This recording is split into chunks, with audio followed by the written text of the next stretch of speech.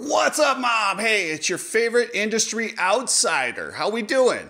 Man, there was some mayhem in Detroit. I'm going to do a 250 video today. The 450 video will be tomorrow. I want to talk about Deegan. Yes, Deegan, of course. There's a lot of major injuries we had and quite a bit more, guys, but we're going to get into all that. And also, hey, guess what? Feld did something I got to give them credit for. But remember, subscribe. It helps the channel. And for some reason, people have been getting unsubscribed, probably because of my copyright strike. But remember, if you've been subscribed, just double check that. Make sure you're still subscribed. And yeah, let's get into this thing. You need people like me so you can point your fucking fingers and say, that's the bad guy. So let's first talk about that first turn carnage. It literally took out half the field. It was brutal. I have some exclusive footage from mob member Nick Mannion. Thanks, Nick. I really appreciate that. He was just a few rows up and the guys were coming right at him. So we get a really good shot of what happened that you won't get anywhere else. So thanks, Nick. I appreciate that. And now, while there were so many guys involved in this accident, it all comes down to one. Unfortunately, my guy, Seth Hammaker, who I'm a huge fan of, I like Seth, I think he's awesome. He made a huge mistake. It was a minor mistake that had huge repercussions. I mean, he took out bad everybody. Lots of guys could have gotten hurt. This was brutal. So what happened, and if you go back and replay all the starts, and even during this start, the rule of thumb on starts is if a guy has a handlebar on you, it's your responsibility to check up and leave space. Well, unfortunately, Seth didn't. He thought he could double clutch it, whatever he could do to get still in front of Tom Vial, clipped him, kind of locked, and it looks like it hit his front brake, locked his front brake, and sent him right into the pack. I mean, he really creamed these guys. And I'll have an update on Evan Ferry later on. But hey, and another thing for Feld, thank you for putting those big pads there outside the first turn. You might have saved Evan Ferry's life. This was a wild incident and where bikes and legs and arms and everything were just flipping all over. But the funniest situation, Cameron McAdoo. Dear Lord, are you serious, McAdoo? Only McAdoo would get his balls ripped open. Yes, his actual private parts, his unit was hanging out during the event. There's pictures all over of his sack. I'm not going to put them in this video because I don't want to get banned or censored, but they're all over. So if you want to see Cameron McAdoo, full Monty, go for it. It's out there. With that said, come on, gear companies. And I hate to single out Fox, but you're the same knuckleheads that put Christian Craig in a spandex onesie. Can we get a little bit more durable material so these dudes aren't risking their junk? Come on, man. Like, we've hit a point where the gear has gotten so soft and flexible, they completely forgot about safety. That's the reason we wear motocross gear. Jeans, regular blue jeans are more protective than what these guys are wearing now. And you can't tell me with the high dollar prices they're charging and all the things they're doing with this gear that they can't find a material that's more durable and actually offers some nut protection. Like that was brutal. And I understand comfort while riding is super important, but we're getting to the point where, I'm sorry, this is the breaking point. You put a guy in a onesie and now a dude's junk is hanging out and it's the same company. But all the other companies are also doing very similar things. These guys have to damn near stretch over. They're wearing stuff that looks a lot like, like the speed skaters. These are motorcycles going high speed. There's lots of sharp objects. You can't dull the foot pegs because it's so important that you keep your feet on the pegs. So you have to have sharp foot pegs. You have a lot of sharp objects out there. You cannot have these dudes wearing spandex. It's just dangerous. It's dangerous. And I'm not saying put them in old school leathers, but come on. Like, I honestly don't know how you get to the point where a dude's junk is hanging out. That's got to be the breaking point. I'm not saying we go all the way back to LBZs, although I love the LBZ generation. Let's just have a little bit more protective material on these pants. That's what they're designed for. A couple of guys that weren't involved in that first turn, the main being Austin Forkner. This has been a black cloud hanging over this poor kid forever. I mean, last year his season went down right off the bat. He tangled towards ACL. This could have been a replay of that exact same thing. It could have cost someone their season, their life. I mean, could you imagine if that sharp peg hits McAdoo and goes through his spandex and cuts his femoral artery? But how about Forkner?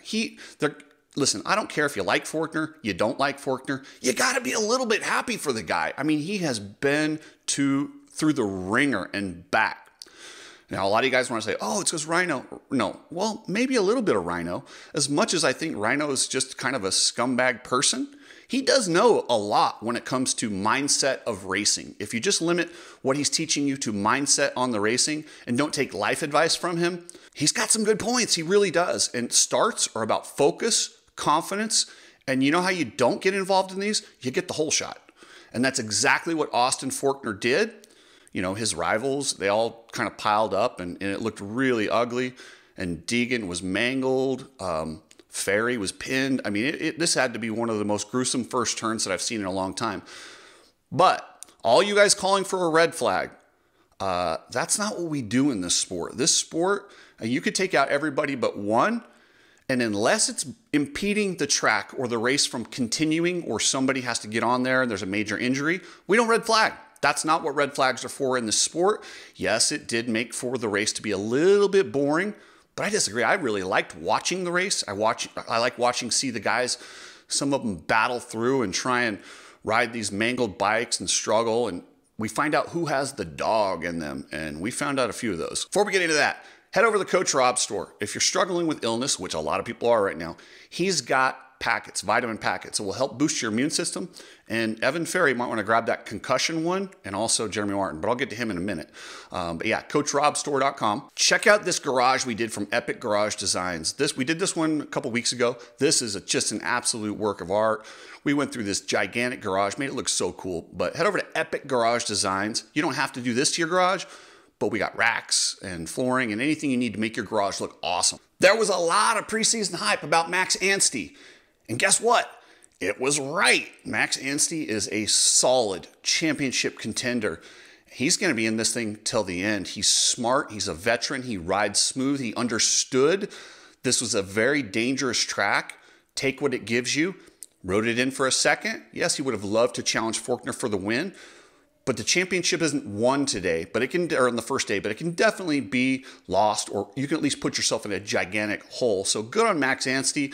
The preseason hype is absolutely real. And how about preseason hype? Daxton Bennick. This kid's for real. First race, he gets a podium. Let's not forget, we were over the moon when Hayden Deegan got fourth. He just got a podium. He just won up that. The interesting part about this is I'm going to watch that friendship because these guys are buddies. They hang out together, they live together, or live close to each other, they practice together. They've been buddies for a long time. What happens if it's these two going for the title? Because Hayden has been known to play some mind games, and this guy wants to win so bad. So does Daxton. And this kid is for real, and he's going to be around for a long time. I love what I saw out of Daxton Bennick. He rides within himself. This kid's good, and he's going to be here for a while, so I'm going to watch that relationship and see how it develops. Another rookie that looked good for a little bit, and then the wheels came off. Chance Hymas. He avoided that gigantic first turn crash. I guess he's still dealing with an issue from the knee that he had surgically repaired last year, which I still don't understand why he left Supercross last year after racing like 5 rounds. That's got to be one of those peculiar career decisions I've ever seen. I didn't like it then. I don't like it now. And it's kind of hard to call him a rookie because he's raced so much. But I don't know what it is about Hymas. I like him. I think he's a great kid. I know he comes from a great family up in Idaho. They work hard. I don't know what it is about him, but I don't know that he's going to be that great of a pro. I don't know. Maybe I'm wrong, but I don't see what I see in Daxton or, Hayden Deegan or some of these guys that are really just savages. I don't know that I see that in Hymas. Maybe that's what it is. He's really good. But HRC Honda, they got to do something with their 250 guys. They have, no podiums. No podiums for HRC Honda in the 250 class. Yes, Honda got on the podium, but it was a privateer team and the guys over at Firepower Honda who are doing a great job. I think that, them practicing at Club MX, the Firepower Honda team does, or Millsaps, but wherever they train, they train together. I think it's a good program, and they try to really develop their riders. I know that their team owner, Yariv, everyone I've talked to loves this guy. He loves the sport, and they groom talent. Unlike the bigger teams, KTM, Pro Circuit, they bring the guys in and just like, hey, sink or swim. They don't develop talent. Guys, it's an election year. If you want your Let's Go Brandon goggles, your Red Pill shirt, or hopefully soon we're going to have Industry Outsider Cooksey Mob shirts up there, head over to ridestrap.com and get those. Chris is a great guy with a great company, supports privateers, and also hang on to the end of this video and you'll see all the privateers that we gave stuff to. Chris did an amazing edit, and we'll put that at the end of this video, and you can check out Cheyenne Harmon and some of the guys that we helped out at Anaheim too. Precision Transport. If you're shipping anything, use Precision Transport. They're a trucking company that still has customer service, reasonable pricing, and guess what? They support motocross. They're working on some big stuff, so stay tuned on that. Pretransport.com. Now let's get to the biggest star in the sport, Hayden Deegan. So he comes into this round lying about a wrist injury, saying it was a sprain. The news has come out. It's not a sprain. It was a broken scaphoid, or the navicular, whatever they call it, in your wrist. This is a long injury. It takes a while for the blood flow to heal that bone. But in modern medicine, what they do is they go in, they put a double-sided screw in there, let it go for 4 weeks. It knits, and then you can get back to normal stuff. You still have pain, swelling, and all that stuff that comes along with that for about 6 months or so, or depending on how you heal. But with bone growth stimulators and modern day supplements, guys don't heal. Everyone's like, oh, it cost Ricky Johnson his career. Yes, they didn't have this technique back then, and modern medicine's come a long ways. And let's be honest, Rick was on the backside of 20 when that happened. He was a little bit older. Hayden's still really young. He'll heal fast. He'll be fine. And obviously he rode really good other than that first turn crash. And then I love Deegan flipping the bird. It shows his passion. I'm okay with these guys showing passion. I'm okay with the bird. That's who he is. He wants to win as much as he wants to breathe. And that's not something you get from everybody. I mean, look how many guys kind of rode off and lollygagged in that main event. This dude rode a handlebar that looked like a flat track bike. I mean, this thing was twisted down. It was ugly. I don't know that I could have rode any on that bike, and I might have mailed it in at that point, but not Deegan. Deegan is an absolute savage. Stayed out there on that treacherous track that had everybody like going, oh man, it was bad out there. It was really dangerous. But Hayden stuck it out there with a bad wrist. He had every reason to pull off and call it a night, but he didn't. So if he ends up winning this championship by just a few points, let's think back to how he salvaged this one. So, and I'm not mad about lying about the injury. Hayden Deegan, and this is what this is my own reasoning on why he had this injury. Hayden Deegan understands mindset. He understands the law of attraction. And if you focus on something or you admit something's bad, it's not that he's hiding it from all of us. Maybe he is, but I don't think that's the case. I think he watches David Goggins and all these places. It's mind over matter. If I just say it's a sprain and move on, then it will heal and it won't be an issue. If you focus on it, tell everyone how bad it is, your body has a way of making it worse. And I think it's a mindset thing, and that's why they're downplaying it. And I don't expect him to talk too much about it. And he's not going to focus on it because he's not using it as an excuse. He doesn't want it to be an excuse, and it's not. So I kind of like that in a sense. I don't like being lied to. And for a strategic reason, there's no reason to lie about an injury. It's not like MMA where you can attack it. But if he's doing it for his own mindset, hey, good on him. I'm not going to get mad. Poor Tom Vial, though. Tom was an absolute victim in this thing. Hammaker hit him, then Deegan flipped him off. That's racing. Things happen. And I understand when Deegan goes back and watches the film, he'll be probably telling Tom Vial, hey, yeah, that was supposed to be for Hammaker. My bad. But all he saw was this orange bike just torpedo him. So it's understandable. But watch Tom. He looked pretty good. I want to talk about Club MX. They had a wild day. Started off with their rookie, who they're rebuilding. By the way, Club MX is the best at grooming riders and taking riders and building them up and becoming their best self. I mean, Cody Schock got 4th place. Cody Schock, who was fired from Phoenix Honda late, they took him, and they're so good at that. Mike B and the guys over there, they are changing the way teams look at riders and develop talent, and I love it. They are a gift to this sport. I felt horrible to see Jeremy Martin laying there unconscious after slamming. Word is he's okay. They flew home. And then Jet also has a cracked collarbone. I don't know how long he'll be out, but you can bet he'll come back. And he worked his butt off this whole offseason. And But they'll keep him in the right headspace and he'll come back. And I really do expect Jet to end up having a solid pro career. At least he's given himself, and the guys at Club MX are giving him the best shot at coming back. We finally got to see Triumph, one of the most anticipated manufacturer debuts in a long time. They've been prepping this and talking about this, and it's been in the works for years. They look good. They looked really good. Jalek Swoll looked badass on that thing. He looked as good as he's ever looked on his Husqvarna. He looks comfortable. Unfortunately, Pierce Brown got a little excited. And yes, that was a bit aggressive for a heat race, and he sent Jalek, clear off the track. But Jalek still came back and qualified. And then in the LCQ, Evan Ferry came through with that massive hole shot. The bike's clearly fast, and he got the win. Unfortunately, he was a Seth Hammaker victim in that first turn. Thank goodness he's okay. He said his bell was rung a little bit, but I think he'll be back in 3 weeks, no problem. And you guys will notice, and I didn't even catch on to this, there's no Dragon's backs anymore. I've been an advocate for getting rid of this stupid obstacle. There's never a track where I went, oh, you know what it's missing? A Dragon's back. Because they're dangerous. They're dangerous, and they're actually not that entertaining. So good on Feld for looking at the data. They're actually looking at crash data and trying to minimize sections where it could hurt riders. But I don't think it affects the racing at all. It actually makes the racing better, keeps our stars healthy. So good on Feld for that. I rarely praise Feld, but I will give them and Mike Mewey and those guys credit. This is awesome. I really, really appreciate this. Now, take your data and tell me how many crashes are caused because tough blocks are kicked onto the track. That's your next change. So anyway, good on you guys. I appreciate it. All right, guys, remember, if you need a real estate agent, I'm your guy.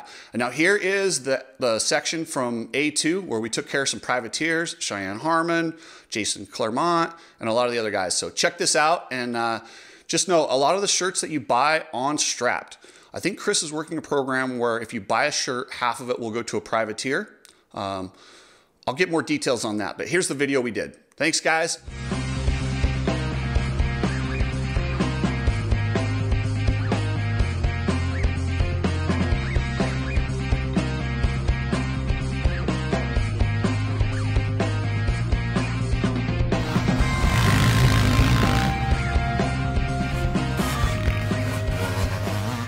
This is Chris. He runs Ride Strapped. He's trying to help out privateers. We got some gift cards and stuff. We're just handing them out randomly and hooking people up. Lucky number 3. So that's 50. Oh, heck yeah. What is it, Olive Garden? Yeah, Olive Garden's good, right? We're family at Olive Garden. Yeah, thank you. I appreciate it, man. Yeah. He likes to look out people that are grinding, and I was like, gotta grab Cheyenne. So. Work during the week, or can you ride full time? Yeah, no, I do ride full time. I mean, like, my program is my job, because, during the week I am still playing sponsors, trying to work deals, plus stay on top of my training. So when I was a kid, my dad would make me call the Suzuki shop we rode for and order my parts sometimes, or call and check, or be like, hey, you need to call this guy when I was a kid. When you get to the point where you're having to, like, kind of really grind to do it outside of the training, I guess you really find out, right? Yeah. Like, it's not easy. You can make a living doing this being a privateer if you do it the right way.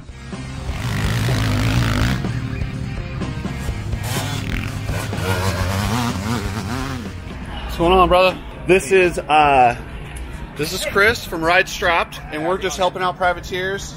We got a little program here. We're giving away stuff to privateers. So Jace is the privateer back in the day that forgot your glove and then didn't get to do he was on the gate, forgot one glove, ran back to get it, and they gave away his spot. That is all right. $50 to Outback. $50 Outback gift card. Steak after riding. Hey, good luck, brother. Thank you. I appreciate it, guys.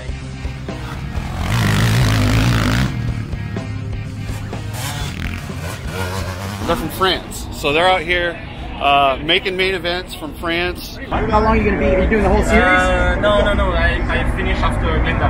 I'm good national rider, but not professional. I work on the week. You work during the week? Yeah. That's awesome. What do you do during the week? The roof. Do you do roofing? Flat roof. That's so cool. Yeah. So you just love the sport? You're just in it? Yeah. It's I make it. I have 3 years old. When I have 3 years. Yeah. We're kind of helping out privateers, and we're just gonna. He's got a little game here. This is Ride Strapped. If you just spin it, we just give you something for free. Here, you want to spin the wheel? I do. Just hit the button. Spin. Yep, spin. 4, 3. Number 3. $50 MasterCard. There you go. $50 gift card. So we'll take number 2. There you go. Really? Yeah. Yes. Keep up the Good good luck. work. That's awesome that you traveled so far and you love motocross so much.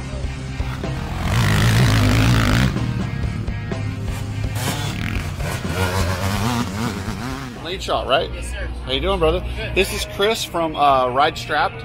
Wants to help out some privateers, so he's got a little game. You spin it. We're just gonna give you some shit. How's that? Man. You guys are real motocross. So if you want to spin the prize wheel, we're giving away some stuff.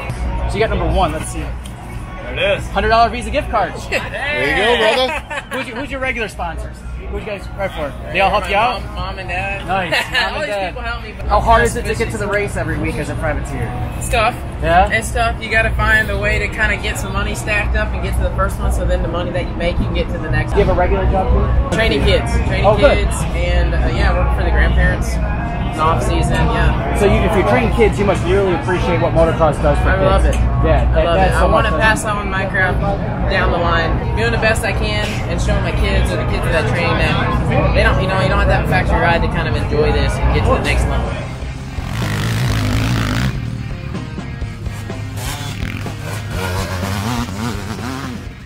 All right, so hey, this is Chris from Ride Strapped. We're just giving away privateer stuff. He's got a little game where you hit this and you spin a wheel, and then you'll get one of these gift cards. So this is Chris, Robert. We love privateers, man. You guys are the real motocross guys. Yeah, I appreciate it. Tallest man in Supercross. How tall are you? 6'7". 6'7", okay. Hit the spin, man. Let me see. Your number is 7. 7. What does he get? I don't know. 7 is $100 cash. You're a real motocross. Good job out you. there.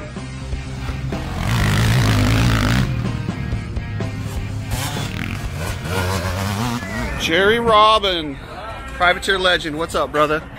So that is courtesy of Chris at Ride Strapped. Thank you. I appreciate that. He's a big fan of guys that grind and just kind of do this sport for the love of it. So Jerry got his claim to fame was he won Loretta's on a 1985 or 86? 85 252 stroke. Oh, okay. I think I saw Back it. in the That's day. So cool. Yeah. That wasn't that long ago, was it? 11 years ago. That was 11? I did 11 years ago. That's cool. And he's been Getting old. grinding the dream ever since then.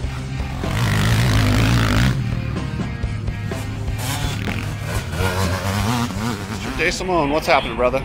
So we're here in the pits just kind of giving away stuff to privateers that need it. This is Chris from Ride Strap, the goggles. And he's just got a little game, and you pick one, and now it's just pick a number. Now it's just pick a number. We're doing this because we really respect privateers. The guys that actually like grit and pay their own way to the races. I think that's so cool.